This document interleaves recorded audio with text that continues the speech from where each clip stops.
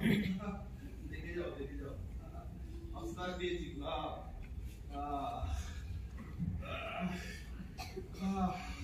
দেখো বসে রাখো বসে রাখো। তাহলে যেটা বলেছিলেন সেটাই করে দেখালেন? এছাড়া কি করার ছিল? বাপু চিঠি লিখে জানিয়েছেন যে শুধু স্বদেশী জিনিসের ব্যবসা করতে না। বাপুর কথা শুনে চললে না গলায় জুতোর মালা করে ঘুরে বেড়াতো।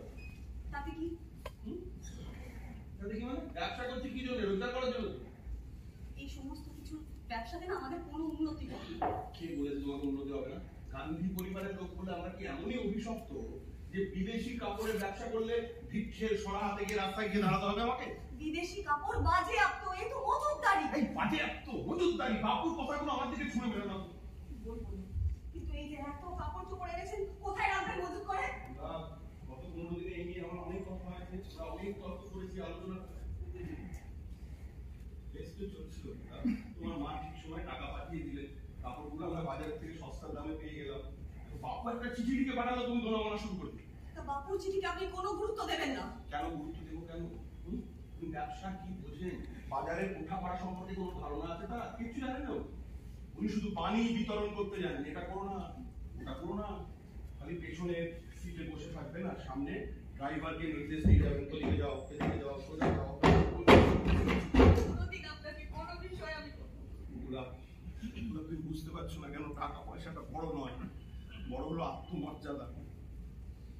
সারা মাস ওই বাপুর পাঠানো 30 টাকার জন্য তুমি হাবিব পেশ করে বসে থাকো, অপেক্ষা করতে করতে কান্নায় ভেঙে পড়া আমি দেখেছি। মনি আমাকে 700 টাকা দিয়ে সাহায্য করেছিল বলে বাপু তাকে মাদ্রাজের তাঁতিদের বস্তিতে পাঠিয়ে দিল। এই সব কিছু ঘটে গেল, আমি কিচ্ছু করতে পারছি না গুলাব। টাকা পয়সা ছাড়া আমি পঙ্গু গুলাব, আমি এভাবে বাঁচতে চাই না। আমি এভাবে আপনি অন্য কিছু ব্যবসা কেন করছেন না? আমি অন্য কিছু ব্যবসা কিসের ব্যবসা করবো বলো? কিসের কি মুদির দোকান দেবো না মিষ্টান্ন ভান্ডার খুলবো বলো? হ্যাঁ কেন নয়, কেন নয়? আমি চাল ডাল তেল নুন মশলা খবরের কাগজে ঠোঁয়ায় লোকজনকে বিক্রি করবো, যে ঠোঁয়া পাতায় পাতায় বাপুর ছবি। নাকি পাড়ার মোড়ে মাহাত্মা মিষ্টান্ন ভান্ডার খুলে বসবো আমি?